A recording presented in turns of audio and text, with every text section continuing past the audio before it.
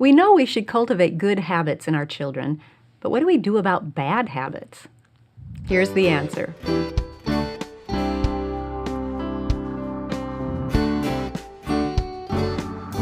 Welcome to the Simply Charlotte Mason podcast. I'm Sonya Schaefer.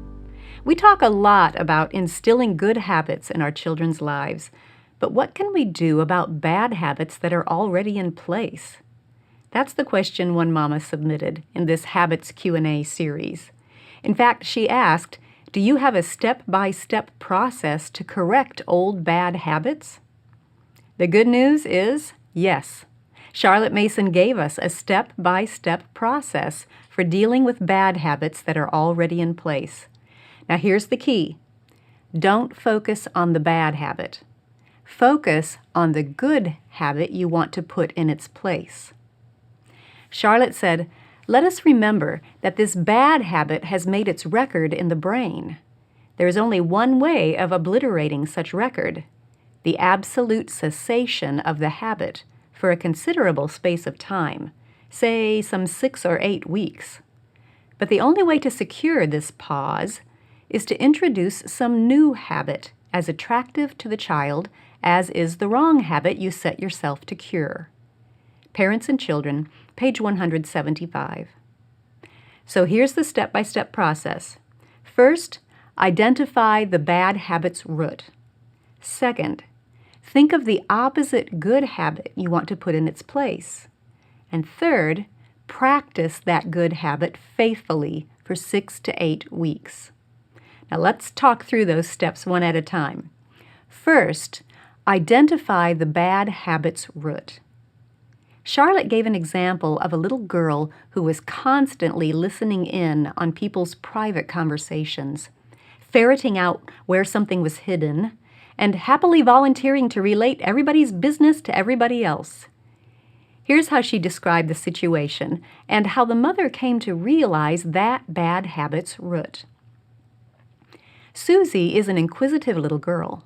Her mother is surprised, and not always delighted, to find that the little maid is constantly on voyages of discovery, of which the servants speak to each other as prying and poking. Is her mother engaged in talk with a visitor or the nurse? Behold, Susie is at her side, sprung from nobody knows where. Is a confidential letter being read aloud? Susie is within earshot. Does the mother think she has put away a certain book where the children cannot find it? Susie volunteers to produce it. Does she tell her husband that cook has asked for 2 days' leave of absence? Up jumped Susie with all the ins and outs of the case. I really don't know what to do with the child.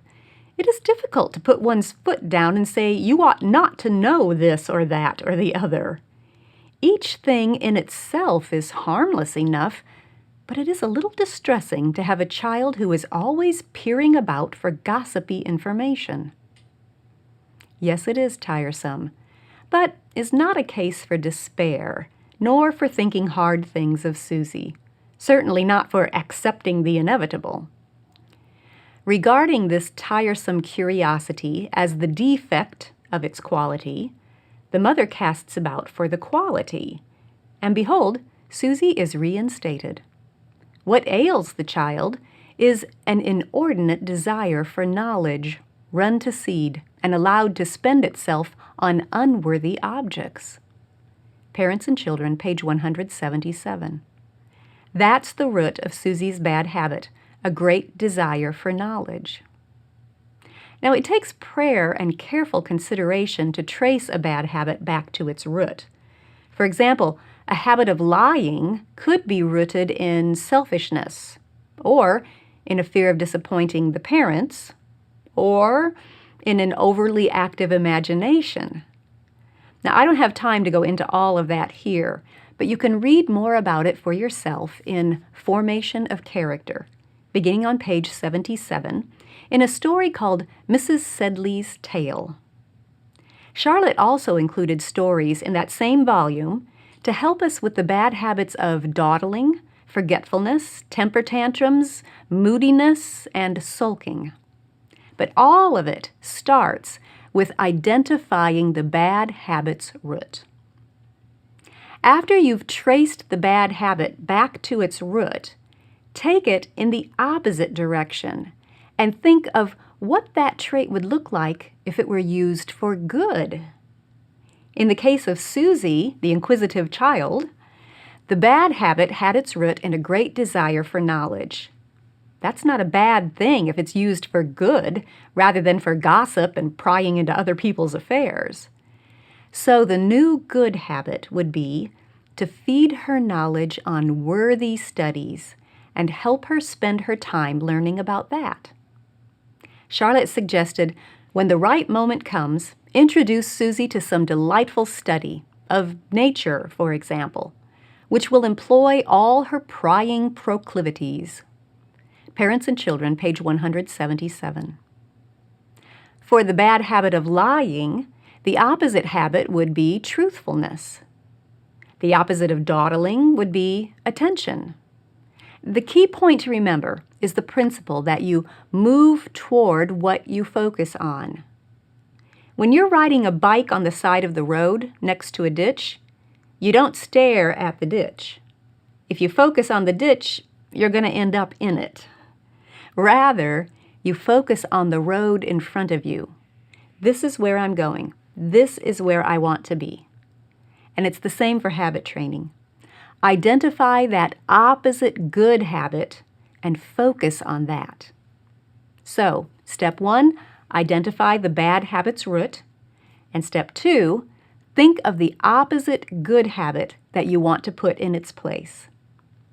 Then the third step is to practice that opposite good habit faithfully in order to get it established, to get the new neuron path up and running in the brain.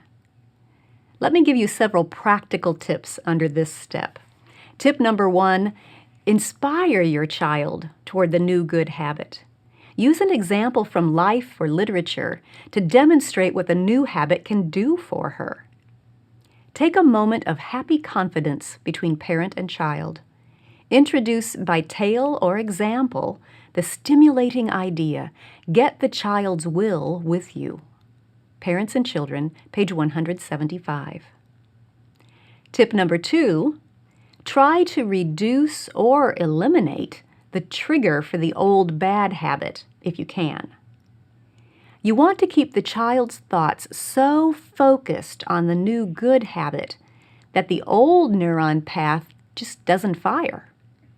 Now, usually there is some kind of trigger or cue that starts that neuron path running. If you can eliminate the trigger for the old bad habit and fire the new good habits path as often as possible, that new path will become stronger and stronger as the old one weakens from disuse. In Susie's case, for example, you might keep her supplied with sources of noble knowledge and perhaps keep her beside you, happily occupied and away from roaming about unsupervised and eavesdropping on others. For weeks together, see that Susie's mind is too full of large matters to entertain the small ones. And once the inquisitive habit has been checked, encourage the child's active mind to definite progressive work on things worthwhile. Susie's unworthy curiosity will soon cease to be a trial to her parents. Parents and Children, page 177. Tip number 3, aim for no lapses. Try to keep the streak of the new habit going. And if your child does slip back into the old habit, don't scold or shame, but rather demonstrate your sorrow for that child's sake. Your heart is for that child to become the best version of herself that she can possibly be. And bad habits will prevent her from enjoying that kind of growth. It's a sad thing when a person struggles with a bad habit, a habit that's holding her back from being her best self. Share that sorrow, and then encourage your child to try again.